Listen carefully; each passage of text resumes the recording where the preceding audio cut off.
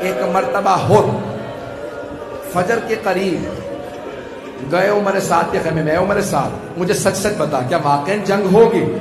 اس نے کہا ہاں ایسی جنگ ہوگی، ہم سر قلم کر دیں گے، بازو کاٹ دیں گے۔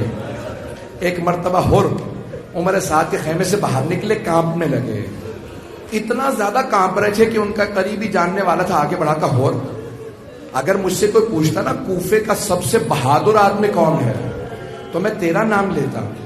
ہور کیسے کانپ رہا ہے؟ تو 72 سے ڈر گئے؟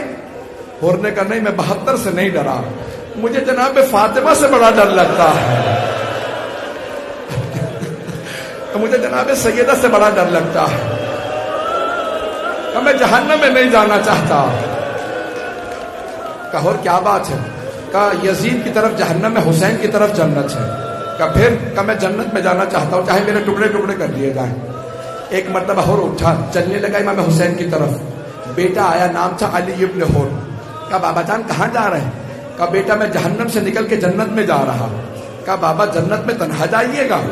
کہا بیٹا اگر چلنا چاہتا ہے تو ساتھ چل۔ اتنے میں بھائی اور غلام بھی آ گئے۔ جیسے جناب ہور آگے بڑھے نا، ایک مرتبہ ہور نے بیٹے سے کہا بیٹا میرے ہاتھوں کو باندھ دے۔ کہا بابا ہاتھوں کو کیوں باندھ دوں؟ کہا ان ہاتھوں نے حسین کے گھوڑے کے لگام میں ہاتھ ڈالا تھا، میرے ہاتھوں کو باندھا، ہاتھوں کو باندھا۔ آگے بڑھنے کے بعد ایک مرتبہ کہا بیٹا میری آنکھوں پہ پٹی باندھ دے۔ کہا بابا پٹی کیوں باندھ دو؟ کہا ان آنکھوں نے حسین کو غضب سے دیکھا تھا، آنکھوں پہ پٹی باندھی۔ آگے بڑھے، وہاں امام حسین نے آواز دے کے کہا عباس استقبال کرو مہمان آ رہا۔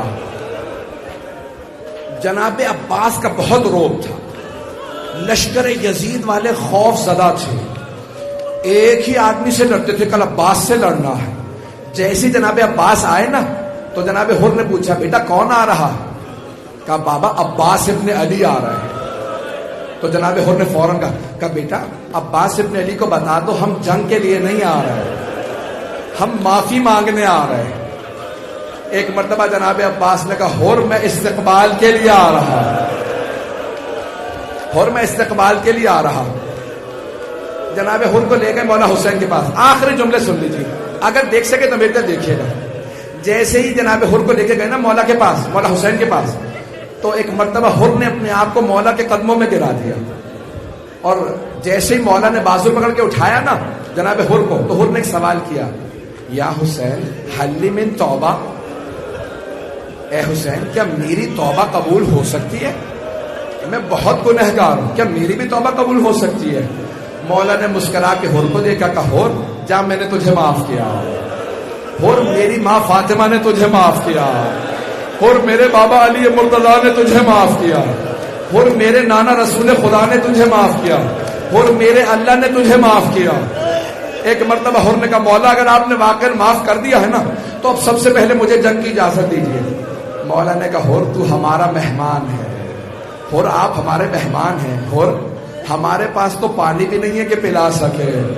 جیسے کہا نا پانی نہیں ہے کہ پلا سکے، تو ہور کی آنکھوں میں آنسو ہے، کہا مولا اب مجھے پانی کا تانا نہ دیجیے گا، میں نے تو پانی بند کرایا تھا۔